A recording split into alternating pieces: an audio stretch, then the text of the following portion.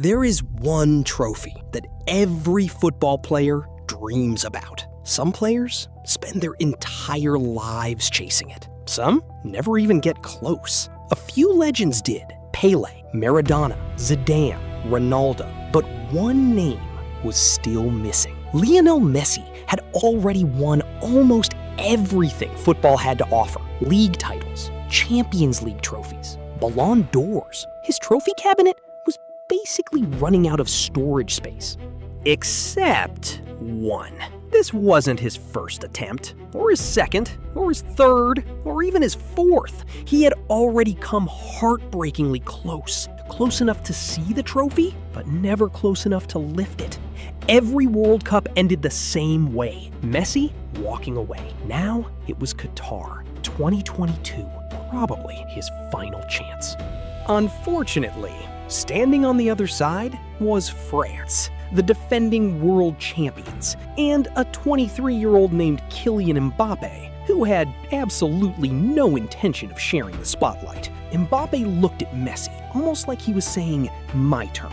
Messi looked back. His answer didn't require any words. 2 generations, 1 trophy, 1 final.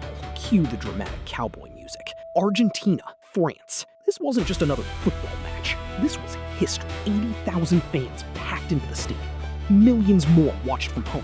And absolutely everyone expected something unforgettable. Argentina's fans were already louder, much louder. France answered for about 3 seconds. Argentina somehow got even louder. Volume limit? Never heard it. The commentator took a deep breath. Welcome to the World Cup Final. 22 players walked onto the pitch, but everyone knew this story was really about 2 of them. 90 minutes, maybe more.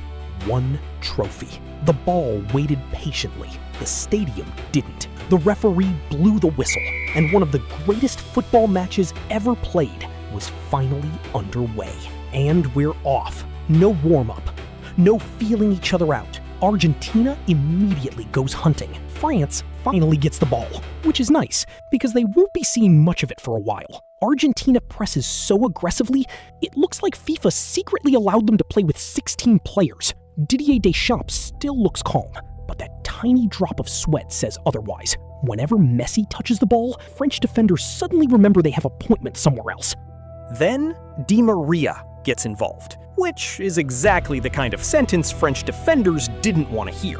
Dembele clips him. Gravity immediately remembers it exists. Di Maria hits the ground. Beautifully. Penalty. Half the stadium celebrates. The other half suddenly becomes professional referees. Mbappe looks confused. France looks confused. Twitter prepares for war. Messi quietly places the ball on the spot. 80,000 people forget how to breathe. Messi doesn't. Lloris starts dancing on the goal line. Left, right, left again. He's trying everything. Messi just watches, patient, waiting for one tiny mistake. Then he simply rolls the ball into the corner. No power, no panic, just perfection. Goal. Argentina lead. Exactly the start they were dreaming of. Messi celebrates. Well, by Messi standards, that's practically a party. France tries to answer immediately. Argentina politely disagrees and takes the ball back. McAllister, Alvarez, Messi, back to McAllister. Every pass feels like France is arriving 1 second too late. Then Di Maria finds himself completely free. That's usually bad news. The last defender realizes what's happening. Unfortunately, he realizes it about 2 seconds too late. 1 touch, 1 finish, 1 absolutely beautiful counterattack. 2-0. Argentina erupts. France doesn't seem entirely sure what just happened. For a few seconds, the French players just stand there, like someone accidentally pressed pause. Deschamps keeps watching.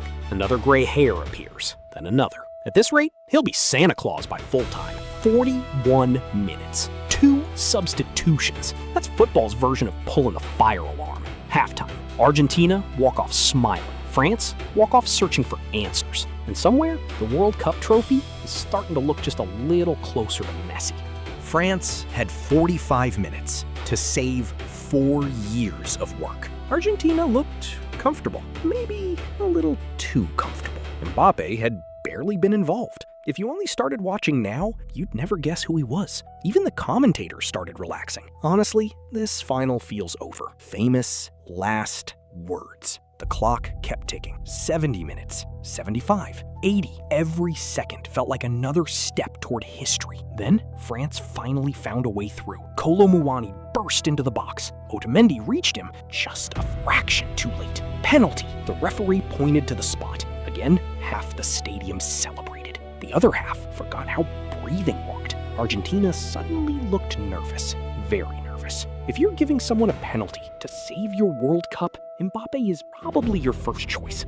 Martinez tried every mind game he knew. Talking, waving, smiling, probably inventing new psychological warfare on the spot. Mbappe wasn't interested. One run, one shot. Goal. 2-1. Argentina shrugged. Okay, still winning. Football quietly smiled. France attacked again, immediately. Wait, already? Quick pass, back heel, another pass. Suddenly, everything was happening twice as fast. Mbappe met the ball first time. For one tiny moment, the entire stadium froze. Volley, top corner, no chance. 2-2. Just like that, everything changed. Argentina stood completely still. Sometimes, silence is louder than celebrating. 80 minutes of perfect football erased in just 97 seconds. Ball can be unbelievably cruel. French fans exploded with joy. Argentinian fans stared into the distance.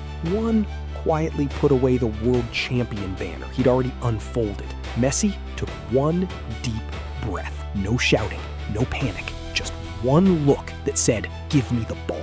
Every Argentine attack now went through him. Every touch slowed the game down. Every pass carried hope. 90 minutes finished. Nobody wanted extra time. Everybody got it. Extra time. Because apparently, this match still had one more chapter to write. Extra time. Because apparently, 90 minutes of emotional damage just wasn't enough. Everyone looked exhausted. Except somehow, Messi still wanted the ball. Mbappe looked exhausted too, which was somehow even more terrifying. Argentina attacked again. France dropped deeper and deeper.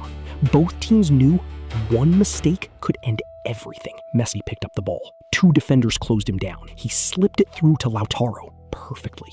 Lautaro shot. Lloris saved. For one split second, France survived. The rebound fell straight back to Messi because football loves good stories. Messi poked it toward goal. A defender cleared it, or at least he thought he did. Goal line technology checked. 3 seconds. That somehow felt like 3 years. Goal. 3-2. Messi finally celebrated. Really celebrated. Argentina exploded.